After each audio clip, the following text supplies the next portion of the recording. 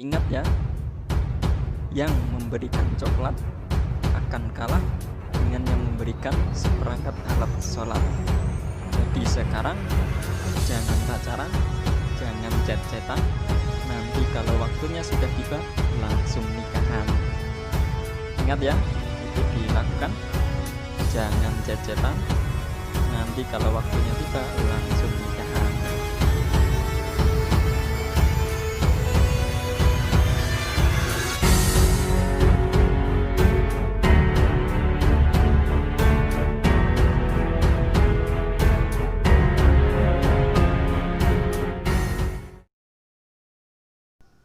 Assalamualaikum warahmatullahi wabarakatuh. Pada kali ini kita akan belajar bab 5, yaitu pergaulan bebas dan zina. Sebelum kita mulai materi, mari kita dengarkan bersama-sama dalil zina, yaitu surah Al-Isra ayat 32 dan surah An-Nur ayat 2.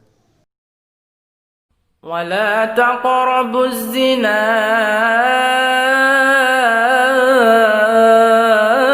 إنه كان فاحشة وساء سبيلا الزانية والزاني فاجلدوا كل واحد منهما 100 جلدة ولا تأخذكم بهما رأفة في دين الله إن كنتم تؤمنون بالله واليوم الآخر وليشهد عذابهما طائفة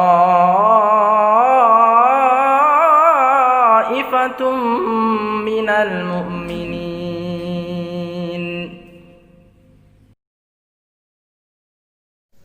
Baiklah, kita akan masuk ke materi. Yang pertama adalah pergaulan bebas.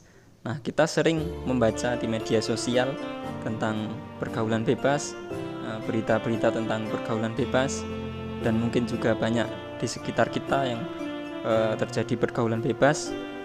Namun sebelum kita masuk lebih dalam, kita harus tahu dulu apa itu pergaulan bebas. Nah, pengertiannya, pergaulan bebas itu adalah pergaulan atau hubungan yang tidak mengindahkan syariat Islam dan norma masyarakat. Nah, itu namanya pergaulan bebas. Dan pergaulan ini terjadi atau menjangkit pada remaja atau laki-laki dan remaja putri atau perempuan.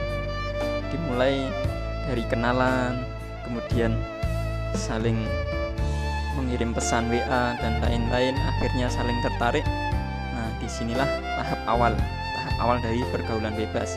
Jadi ketika laki-laki dan perempuan rutin WA-an atau SMS-an atau bahkan teleponan, ketahuilah bahwa itu adalah pintu pertama pergaulan bebas. Karena apa? Karena perempuan itu kalau dia diberi perhatian atau disentuh hatinya, maka pribadi perempuan itu akan langsung memberikan seluruh hatinya. Nah, itulah yang memancing berikutnya tahap kedua atau pintu kedua, namanya pacaran. Pacaran ini sangat marak sekali di kalangan remaja dengan dalih bahwa kita hidup harus dengan cinta. Padahal harus kita ketahui ya teman-teman, cinta itu ada buktinya ya. Jangan mau diberi cinta hanya kata-kata, tapi bukti cinta itu harus ada. Apa bukti cinta itu? Bukti cinta itu adalah ditulisnya 2 nama dalam satu buku. Apa itu? Buku pernikahan. Jadi kalau ada laki-laki menyatakan cinta pada perempuan, tanya, buktikan cintamu. Nah, ketika dia tanya, maka jawablah, bukti cinta itu ditulisnya 2 nama dalam satu buku, yaitu buku pernikahan. Nah, itu namanya cinta. Kalau hanya cinta lewat WA, lewat tulisan surat-surat cinta, puisi, itu namanya cinta yang dusta, bukan cinta yang sesungguhnya. Nah, kenapa kita harus menghindari? karena berawal dari pacaran itu setan akan memanfaatkannya, dan pintu terakhirnya adalah dijerumuskan ke dalam zina.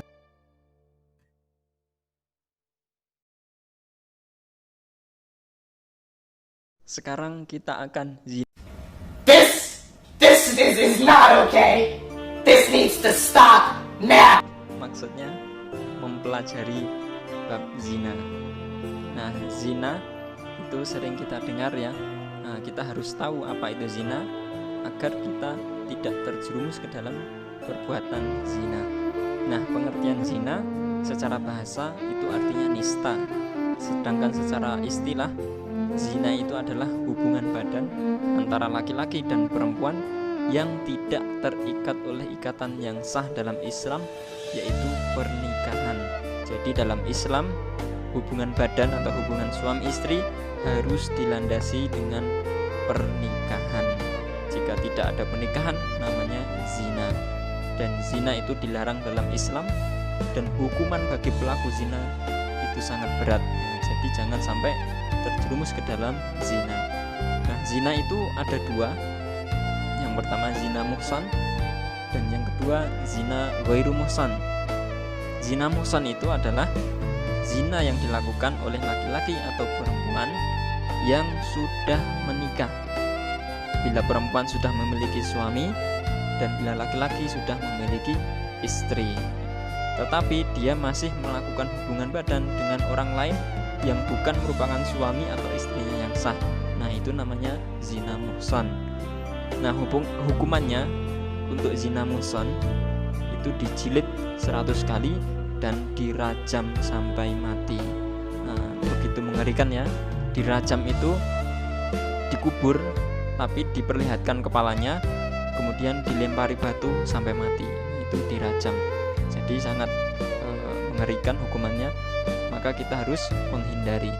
Yang kedua, zina ghairu muhsan. Apa itu zina ghairu muhsan? Zina ghairu muhsan itu hubungan badan atau zina yang dilakukan orang yang belum menikah. Nah, misalnya remaja atau gadis yang belum menikah. Nah, itu namanya zina ghairu muhsan. Nah, hukumannya untuk zina ghairu muhsan itu didera 100 kali dan diasingkan selama 1 tahun. Nice.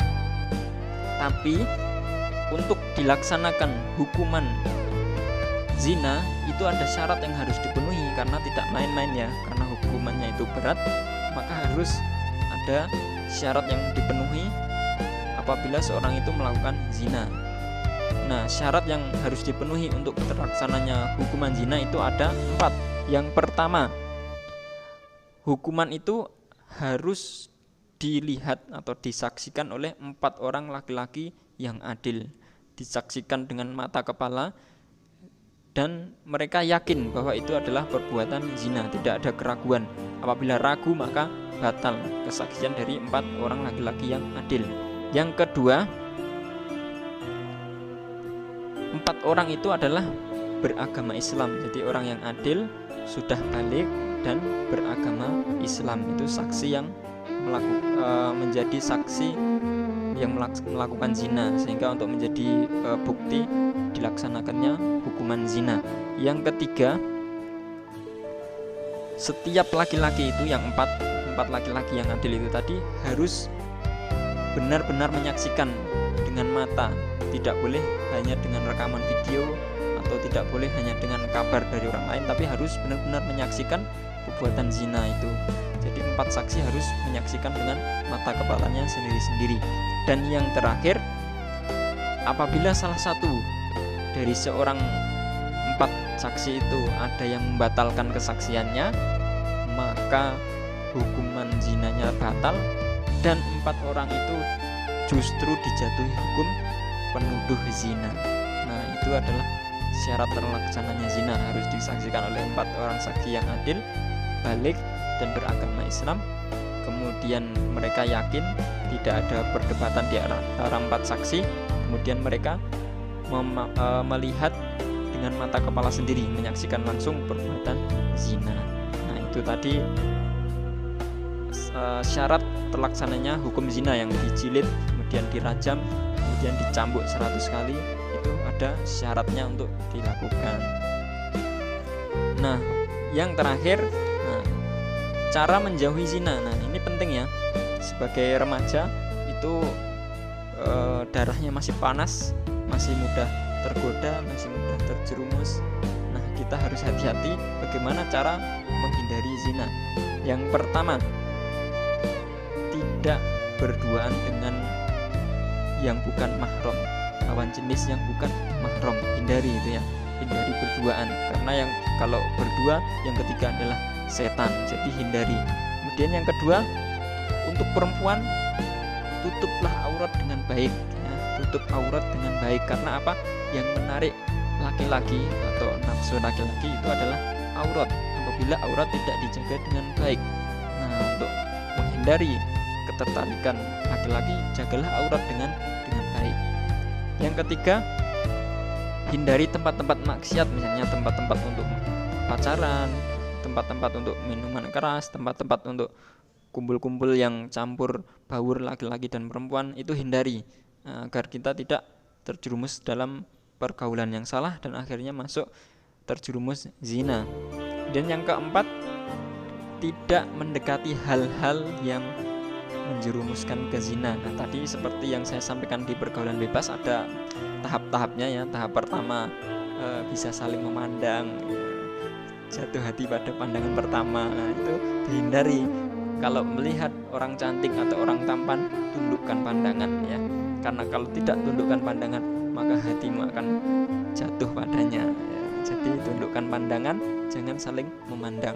Itu untuk menghindari zina.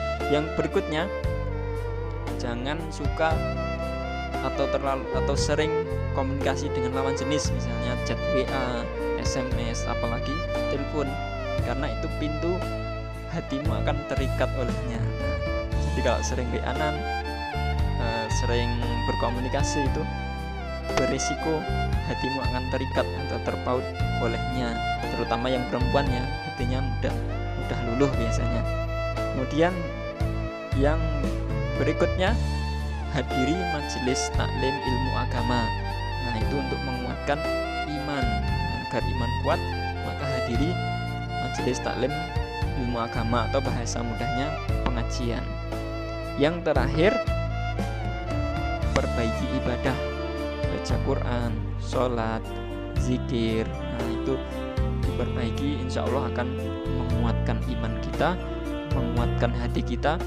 Percayalah, kalau kita menjaga diri dengan baik, menjadi orang yang soleh solehah, nanti kalau waktunya yang tepat, Allah akan datangkan pasangan yang baik juga, yang soleh juga, yang solehah juga. Jadi jangan buru-buru menunaikan cintanya, memberikan cintanya. Saat ini berikan cintamu hanya untuk Allah SWT, agar kelak kamu juga mendapat pasangan yang juga mencintai Allah SWT. Terutama perempuan yang biasanya digoda laki-laki, didekati laki-laki, maka ingatlah ya, laki-laki yang baik itu bukan yang menyatakan cinta padamu, tapi laki-laki yang baik itu adalah yang berani datang pada orang tuamu. Jadi kalau ada laki-laki menyatakan cinta padamu tapi tidak berani datang kepada orang tuamu, dia sedang berdusta. Jadi ingat ya, yang memberikan coklat akan kalah dengan yang memberikan seperangkat alat sholat. Jadi sekarang jangan pacaran, jangan chat-chatan. Nanti kalau waktunya sudah tiba, langsung nikahan. Ingat ya, itu dilakukan. Jangan chat-chatan. Nanti kalau waktunya tiba, langsung nikahan. Nah, itu saja materi kita pada kesempatan kali ini. Jangan lupa bahagia. Assalamualaikum warahmatullahi wabarakatuh.